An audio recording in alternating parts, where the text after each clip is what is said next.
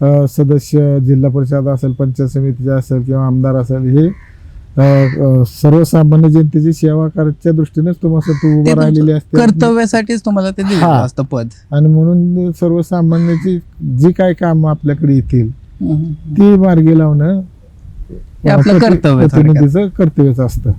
आणि जे काही तुम्हाला सांगतो, कार्यकर्त्यांकडे बी लक्ष देत नाहीत किंवा आपलं कामापुरतंच बघायचं, तसं आम्ही ग्राउंड लेवलला काम करतो. कुठलाही कार्यकर्ता काम घेऊन आला तर त्याला आम्ही ओळख देत नाही की तू कुठल्या पार्टीचा आणि का आला म्हणून. आमच्याकडे येणाऱ्याचं काम करणं आमचं कर्तव्य असतं. नाही, ह्या गोष्टीचा मला पण अनुभव आला. हां, आपण इथं आज मुलाखत करतो, ही आपली दुसरी भेट आहे. बर बर. आणि पहिली भेट म्हणजे मी तुम्हाला अप्रुव्हल मागायला आलो, आपल्याला पॉडकास्ट करायची आहे का, हां, ह्या शब्दाच्या दुसऱ्या सेकंदाला अरे करू की, हे तुमचं उत्तर होतं. होय. आणि खरंच ती माझ्यासाठी आनंदाची गोष्ट होती.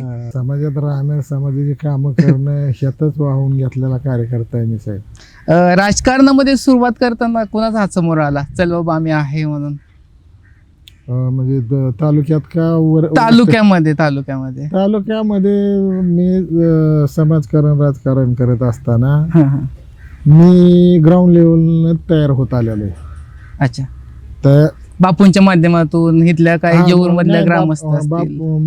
बापूंचे काय सहकारी, त्यांचे काय मित्र, हा, हा. इथली काय, आमची काय, तुम्हाला सुद्धा गावागावातली पैलवान मंडळी हम्म. काय, त्याच्यातून मी तुम्हाला सांगतो निर्माण झालेला कार्यकर्ता आहे. अच्छा. आणि मग बऱ्यापैकी तर तुम्हाला सांगतो, मी जसं राजकारण करतोय तसं आजपर्यंत माझ्यावरती असलं काय कुठलंच भ्रष्टाचाराचा आरोप किंवा कोणाला फसवलंय, कोणाची 4-2 एकर जमीन घेतली किंवा असं काय फसवाफशीचे उद्योग केलेत मी, असं असं एकही उदाहरण सापडणार नाही सर. आता पण काय